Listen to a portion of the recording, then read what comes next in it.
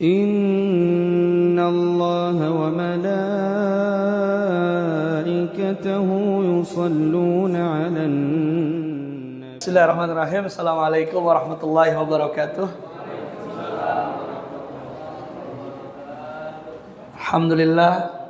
Alhamdulillahi rabbil alamin.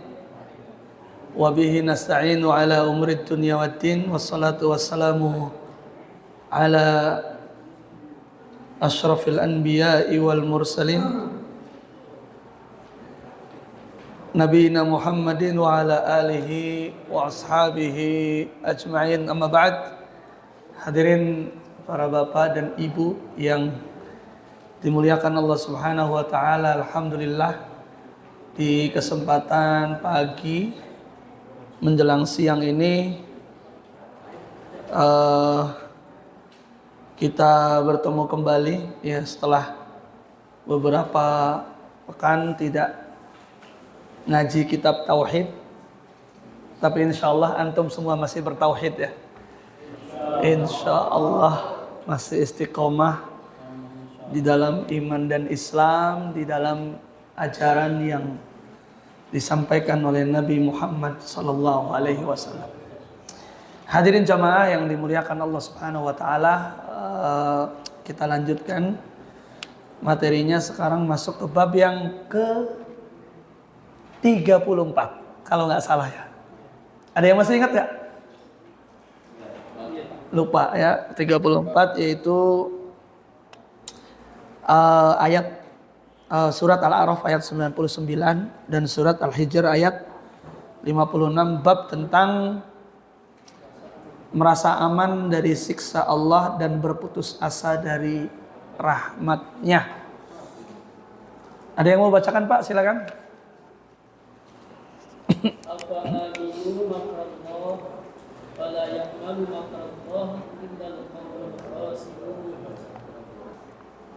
Iya, artinya?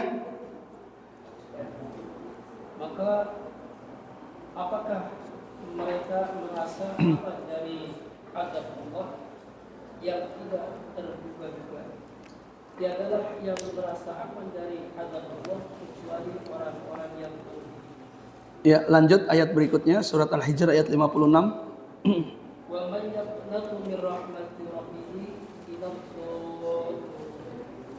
Tidak ada orang yang berputus asa dari rahmat Tuhannya kecuali orang-orang yang sesat.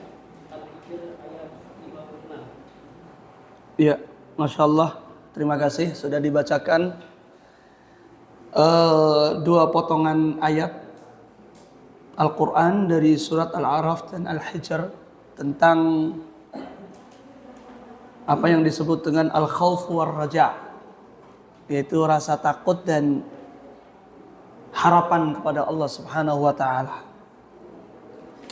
Di mana ayat yang pertama di sini Allah Subhanahu wa taala menegaskan afa aminu makrallah fala ya'manu makrallahi illal qaumul khasirun.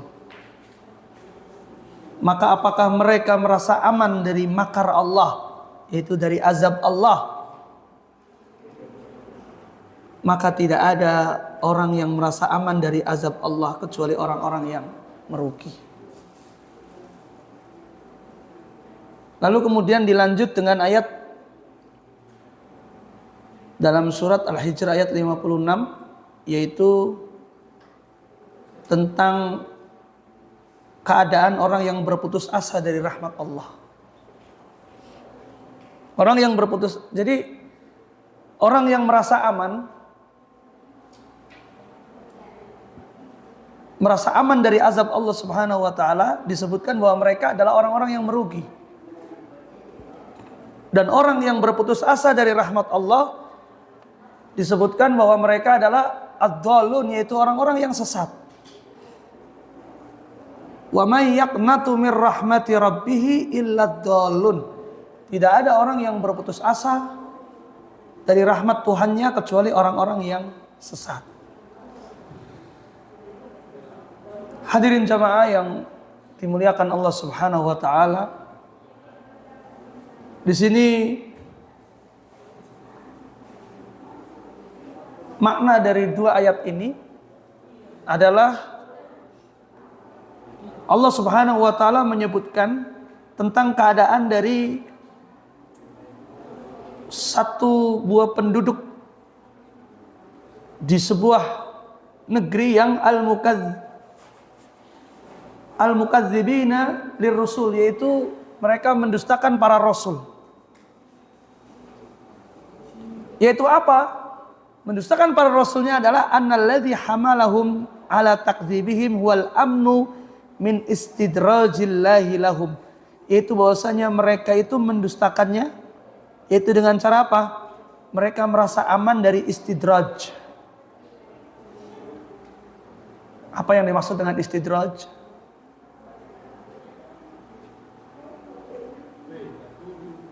Sudah pernah dengar kata istidraj, Pak? Apa itu? Dikasih merasa aman dalam berbuat dosa. Istidraj itu seperti ini, misal saya enak-enak aja kok hidupnya ini, uang banyak, meskipun bermaksiat dikasih nikmat, uang banyak, kerja gampang, istri setia menemani, mobil mewah, hidupnya enak-enak aja meskipun nggak sholat gitu. Kan sampai ada konten-konten juga yang nantang-nantang gitu ya. Apa sih manfaatnya sholat itu untuk apa gitu, apa? Orang nggak sholat juga bisa kaya, orang nggak sholat bisa senang hidupnya, orang nggak sholat bisa malah usahanya sukses. Maka itulah dalam syariat itu dikenal ada istilah namanya istidraj. Ya, yaitu membiarkan seorang hamba dalam kesesatan, tapi Allah masih berikan nikmat.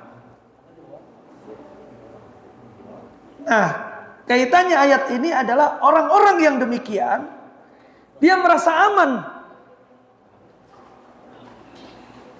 Kalau kita hidup itu ngerasa aman, aman dalam artian ya udahlah nggak ada ancaman apa-apa gitu, udah kita hidup ya hidup aja, enak gitu. Nggak punya rasa takut-takutnya kepada Allah gitu. Maka ayat ini menyebutkan bahwa orang yang nggak punya rasa takut kepada Allah, nggak ada takut-takutnya, ingat bahwasanya mereka adalah orang-orang yang merugi. Kenapa demikian? Kenapa orang yang nggak punya rasa takut kepada Allah itu dia orang yang merugi? Kenapa kira-kira, Pak? Ya karena nggak punya takut. Orang yang nggak punya takut kepada Allah, maka tidak taat kepada Allah. Orang yang nggak punya takut kepada Allah, maka tidak beribadah kepada Allah. Kita misalnya sebagai anak, nggak punya rasa takut kepada kedua orang tua kita. Bodoh amat mau ngapain. Orang tua ngomong jangan melakukan ini, jangan melakukan itu, tetap aja dilanggar. Kenapa? Karena nggak punya rasa takut. Maka seorang hamba ketika dia merasa aman dari azab Allah, diberikan istidraj, kehidupan yang enak, yang mewah, terus saja terus. Kan banyak anak-anak muda sekarang Gen Z ya, sudah mulai muncul di media sosial itu, muncul itu tentang apa pentingnya untuk ibadah, apa pentingnya kita sholat, apa pentingnya kita ngaji, apa pentingnya kita puasa, apa sih manfaatnya, apa sih? Maka itu perlu kita luruskan, bahwa ketika kita tidak memiliki rasa takut kepada Allah, ingat al-khasirun, maka terancam sebagai orang-orang yang rugi. Kata khasirun, rugi di dalam Al-Quran, seperti dalam ayat wal asri innal insana lafi khusr, yaitu semuanya dalam keadaan merugi. Rugi ini maksudnya rugi uang, rugi harta, rugi dunia, atau rugi apa maksudnya? Konteksnya Al-Quran dan Sunnah ketika menjelaskan dan menyebutkan kata rugi itu bukan rugi harta benda, tapi apa? Rugi di akhirat. Rugi di akhirat yaitu akan diancam dimasukkan ke dalam neraka. Ya, akan diancam dimasukkan ke dalam neraka. Maka orang-orang yang merasa aman, nyaman dengan kemaksiatan, nyaman dengan dosa, nyaman dengan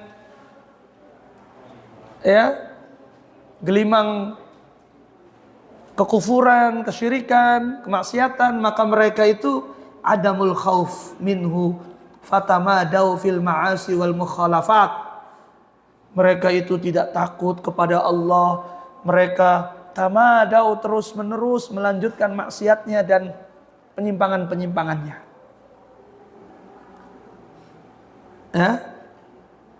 Wastab'adul istidraj min Allah wa hadhi halul halikin. Maka orang-orang yang diberikan istidraj oleh Allah itu dan mereka tidak segera sadar, disebutkan halul halikin, keadaan orang-orang yang binasa, merugi tadi. Ya, seperti itu. Kemudian ayat yang kedua, wa may yaqnatu mir rahmati rabbih illa dhalun. Tidak ada orang yang berputus asa dari rahmat Allah kecuali orang-orang yang sesat. Menceritakan bahwasanya kita sebagai seorang muslim, seorang mukmin itu tidak boleh berputus. Ini satu kalimat yang mudah diucapkan, Pak, tapi prakteknya susah. Kadang-kadang rasa putus asa ini selalu menghampiri kita gitu kan ya. Saat kita sedang terpuruk, apalagi di saat kita sedang susah itu, orang-orang pada pergi. Tapi kalau saat kita sedang senang, orang-orang datang. Itu sudah lumrah itu. Ketika orang-orang sedang pergi, kita berputus asa, sudahlah hidup kok begini amat. Sampai mengatakan, mana Allah, mana janjinya, kok saya masih begini-begini aja. Ada yang begitu, Pak? Itu menunjukkan akan keputusasaan. Ya, keputusasaan. Nah, ayat yang kedua ini bercerita terkait dengan Nabi Ibrahim alaihissalam ketika diberikan kabar gembira, ya, akan datangnya seorang anak bernama Ishak. Jadi Nabi Ibrahim usianya sudah tua, ya, usianya sudah tua, dan ya, beliau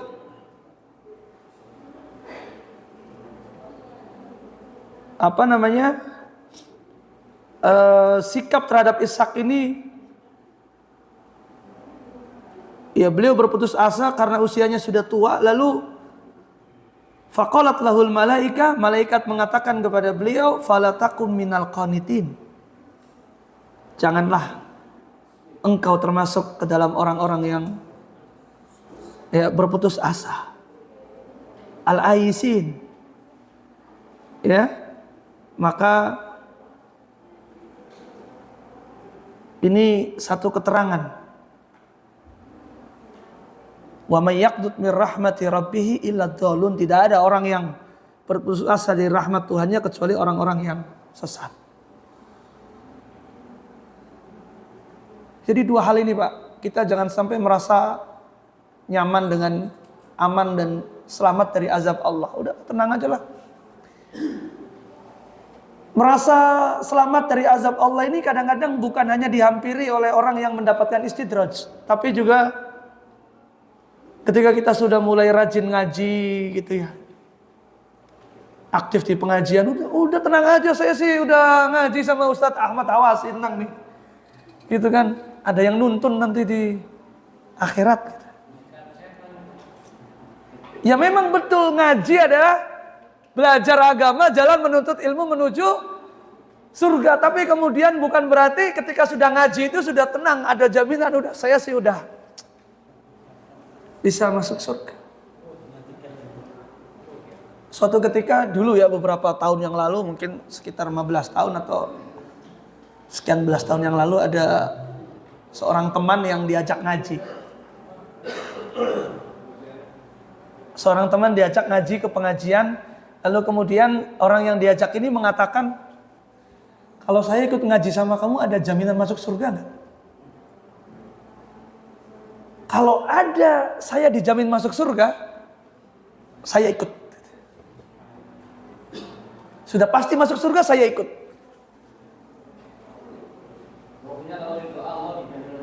Kalau Allahnya ridho dijamin masuk surga. Cuma memastikan bahwa kamu nanti masuk surga, pasti ikut pengajian saya masuk surga. Aman semuanya udah. Masalahnya kita bukan nabi, tidak bisa memberikan janji. Kita hanya bisa memberikan semangat dan motivasi.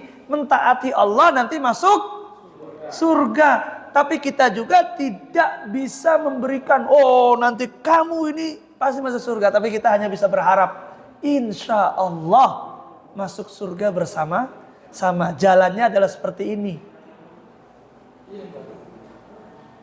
Ya. Tapi itu adalah hikmahnya kita, Pak. Itulah bedanya kita dengan para sahabat Nabi. Para sahabat Nabi, kan kita kenal ada beberapa sahabat Nabi yang dijamin masuk surga, Pak ya. Ada 10 itu dikenal al-asyara al-mubasysyaruna bil jannah. 10 orang yang dijamin masuk surga. Ketika mereka dijamin masuk surga, itu santai-santai nggak, Pak? Kalau kita dijamin masuk surga oleh Nabi misalnya, Pak Tajuddin fil jannah misalnya, Pak Maimun fil jannah, kira-kira gimana? Santai aja, udah masuk surga, santai, tenang gitu kan. Ngapain susah-susah ibadah? Dan itu manusiawi, Pak.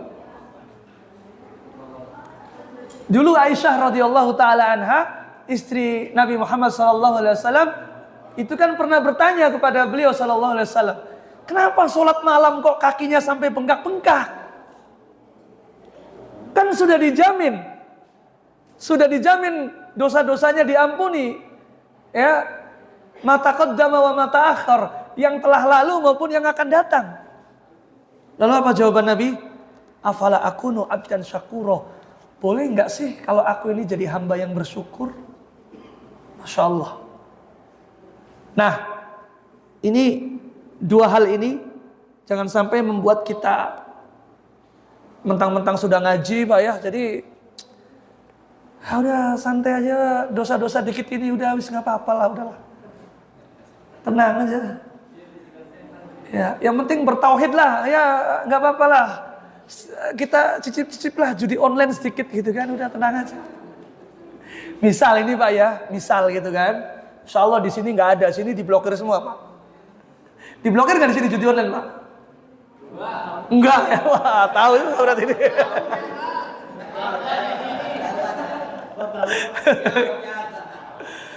Iya, soalnya orang sini nggak ada yang ikutan judi online, jadi nggak diblokir ya.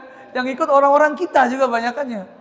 Jangan sampai kemudian, udahlah tenanglah, udah ngaji sama Ustadz Ahmad, sama Ustadz Setiawan ini, dosa judi bisa dihapuskan dengan taubat dan istighfar. Yang penting tidak syirik kan gitu. Jangan merasa aman dengan dosa, Pak. Jangan merasa nyaman. Oh, udah tenang aja, tenang aja. Namanya dosa itu terus dikumpulkan sedikit. Nanti siapa yang akan menanggungnya? Ya, diri kita sendiri. Nah, selain dari hal itu, kita pun tidak boleh berputus asa. Jadi dua hal ini namanya al-khauf war-raja. Kita harus seimbang, kita harus punya rasa takut kepada Allah. Dan juga raja, yaitu kita punya harapan. Jadi ketika kita dalam menjalani kehidupan, menjalani ibadah itu harus ada harap-harap cemas, Pak. Kita juga berharap, tapi kita juga cemas. Cemas dalam artian, saya ini diampuni atau enggak ya? Saya ini dimaafkan atau enggak ya? Maka terus saja seperti itu. Itu harus seimbang. Kalau kita kehilangan rasa takut kepada Allah, hanya harapan saja gitu kan? Ibadah enggak, rasa takut enggak. Terus saja misalnya judi online, kemudian inginnya berharap aja. Tuh, mudah-mudahan nanti saya bisa masuk surga gitu. Yang mana?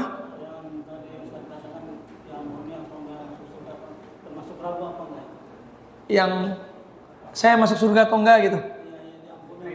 Diampuni apa enggak? Ya memang seperti itu. Kita kalau punya rasa pertanyaan bahwasanya apakah saya ini diampuni atau tidak.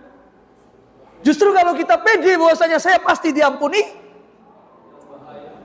maka itu akan membuat kita menjadi seorang hamba yang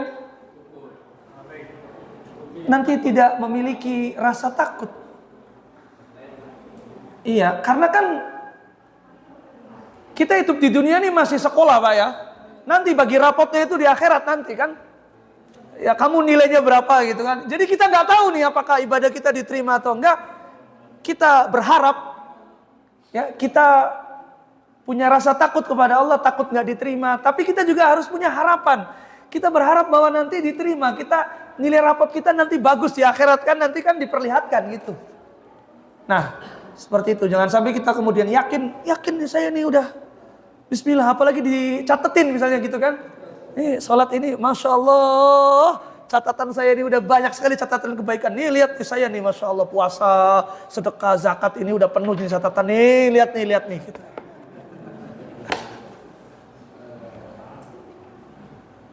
Semua itu adalah misteri Allah yang Allah berikan kepada kita. Agar apa? Kenapa kita itu tidak disodorkan langsung nilainya? Kenapa? Itu sebagai ujian bagi kita. Kalau kita masih hidup kemudian disodorkan, ya namanya tidak ada ujian dalam kehidupan. Nah, seperti itu.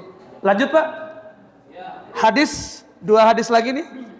Diriwayatkan dari Ibnu Abbas bahwa Rasulullah SAW ketika ditanya tentang dosa-dosa besar, beliau menjawab, asyirku billahi wal ya'su min ruhillahi wal amnu min makrillah, yaitu syirik kepada Allah, putus asa dari rahmat Allah, dan merasa aman dari makar Allah.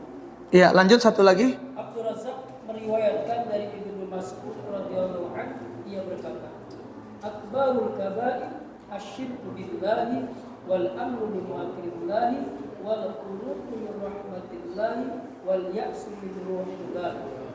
Dosa-dosa besar yang paling besar ialah syirik kepada Allah, merasa aman dari pembalasan atau siksa Allah, berputus asa dari rahmat Allah, dan berputus harapan dari kebaikan Allah. Iya, Masya Allah, terima kasih. Sudah dibacakan 2 hadis ya. Yang pertama adalah dari Abdullah bin Abbas radhiyallahu anhuma, anna Rasulullah sallallahu alaihi wasallam su'ila 'anil kabair. Bahwasanya Rasul sallallahu alaihi wasallam ditanya tentang kabair, yaitu dosa besar. Beliau menjawab asyirku billah. Itu syirik kepada Allah. Mensekutukan Allah. Kemudian wal ya'su mir rauhillah. Ya, putus asa dari rahmat Allah. Putus asa dari rahmat Allah dosa besar, Pak. Makanya jangan sampai kita berputus asa. Rahmat Allah, kasih sayang Allah, ampunan Allah itu sangat luas sekali. Ya, wal amnu min makrillah, dan merasa aman terhadap makar Allah. Merasa aman terhadap azab dan ancaman dari Allah. Udah aman aja lah, udah. Hidup di dunia udah semau-maunya aja udah. Merasa bahwasanya tidak akan ada siksa yang akan Allah berikan. Merasa tidak ada hari pembalasan. Merasa tidak ada hari perhitungan, nanti udah aman-aman saja. Ini adalah termasuk dari min kabairidz dzunub, yaitu dosa dari dosa-dosa besar. Lalu kemudian yang berikutnya dari Ibnu Mas'ud radhiyallahu anhu, qala akbarul kabair al-isyraku billah.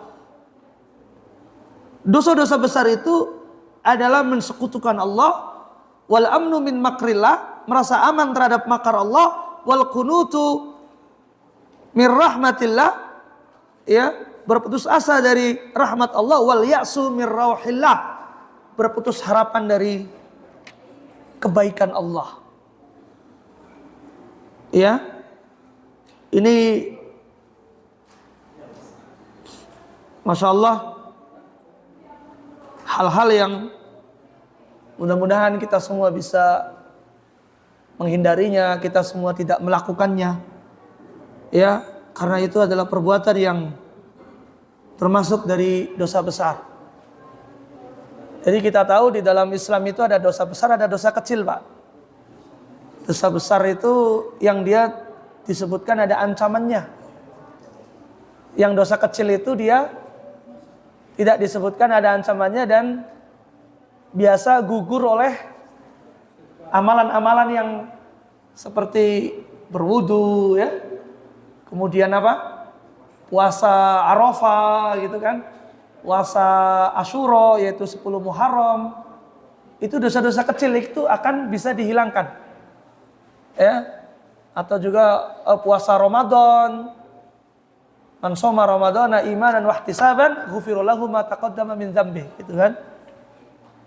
Siapa yang berpuasa pada bulan Ramadan maka dosa-dosanya akan diampuni oleh Allah Subhanahu wa taala, dosa yang telah lalu.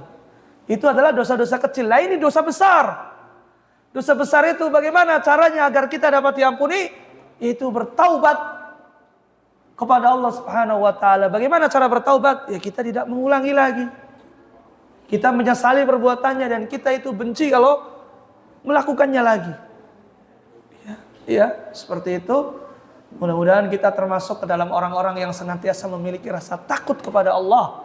Mudah-mudahan kita senantiasa menjadi orang yang senantiasa tidak berputus asa. Ya, tidak berputus asa terhadap kasih sayang dan rahmat dari Allah Subhanahu wa taala. Ingat bahwa dalam kehidupan, dalam hal ibadah kita harus memiliki khauf, rasa takut kepada Allah, ya, dan juga kita harus memiliki harapan yaitu ar-raja.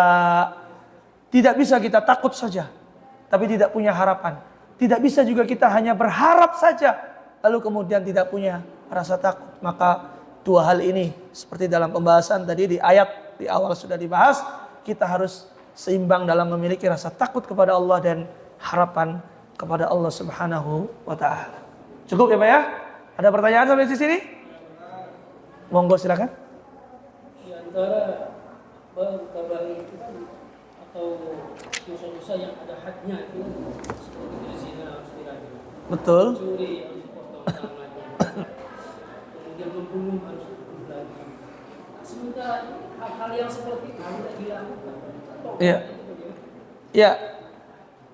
Untuk beberapa dosa besar ya seperti membunuh, dibunuh lagi, kemudian potong tangan bagi pencuri, ya tentu itu adalah hukum had yang tidak bisa dilakukan oleh orang per orang.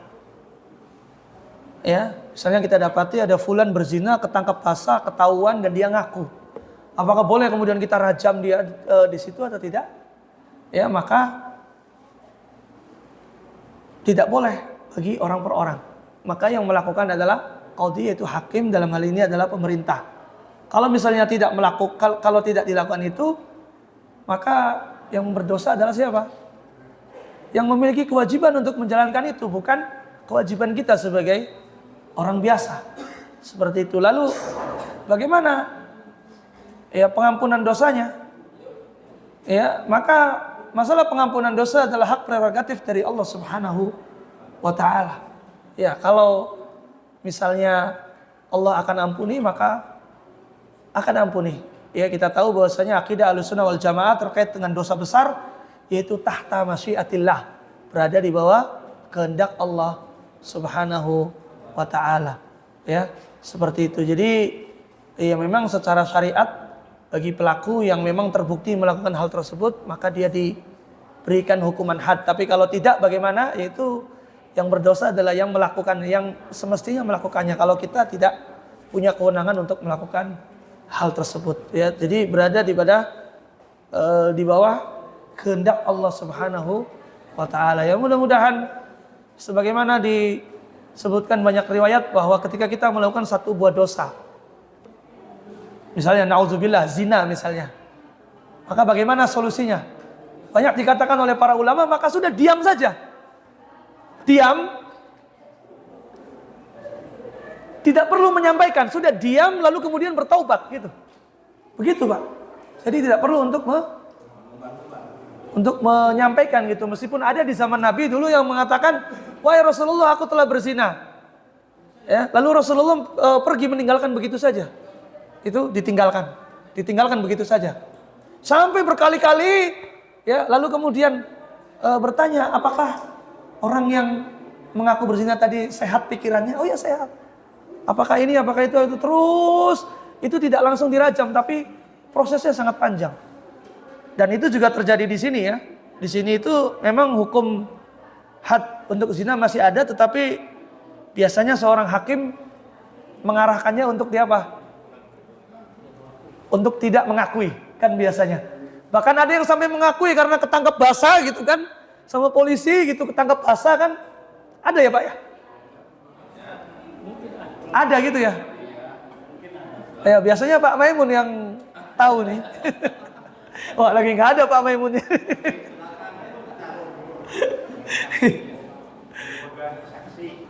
Nah, sepanjang sejarah bahwa rajam itu dalam dunia Islam itu tidak ditegakkan kecuali karena pengakuan.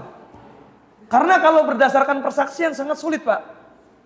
Dalam Islam itu memang ada hukum rajam bagi pelaku zina, tapi harus apa? Saksinya 4 orang, laki-laki, sehat pikirannya, dewasa. Lalu kemudian melihat kejadiannya itu seperti timba masuk ke dalam sumur. Nah ya bagaimana? Jadi kalau melihatnya dari situ, orang lagi misalnya melakukan, kan kita nggak tahu masuknya. Iya kan, berarti harus lihat 0 meter gitu kan, nggak mungkin 4 orang lihat. Makanya kemudian dalam sejarah Islam itu hukuman rajam berlaku dari persaksian itu belum pernah ada Pak. Adanya adalah karena dari i'tiraf, yaitu dari pengakuan, dari ngaku. Jadi termasuk di sini juga kalau misal, apakah Anda telah berzina fulan dengan fulana? Iya, gitu kan. Nanti biasanya seorang hakim akan mengatakan, oh mungkin Anda lupa. Mungkin ada yang maksa. Enggak, saya rela kok ngaku. Sampai dikatakan oleh hakimnya, kalau Anda ngaku ini nanti resikonya dirajam gitu. Iya, sayanya ngaku gitu kan. Sampai teman-teman penerjemah itu greget gitu. Ibu nanti kalau ngaku ini, ibu ini dibunuh gitu. Baru dia bingung kan, diem aja, mau nggak ngaku sudah terlanjur ngaku. Ya, gitu. Itu kejadiannya banyak seperti itu, dan biasanya diarahkan untuk ya entah terpaksa, entah disuruh orang, entah apa, sehingga kemudian tidak dieksekusi, dirajam. Ya demikian. Wallahu ta'ala a'lam bishawab. Mudah-mudahan bermanfaat. Insyaallah kita ketemu lagi melanjutkan pembahasannya tentang takdir kepada Allah Subhanahu wa taala di pertemuan yang akan datang. Kita tutup dengan doa kafaratul majlis. Subhanakallahumma bihamdika asyhadu an la ilaha illa anta astaghfiruka wa atubu ilaik. Assalamualaikum warahmatullahi wabarakatuh.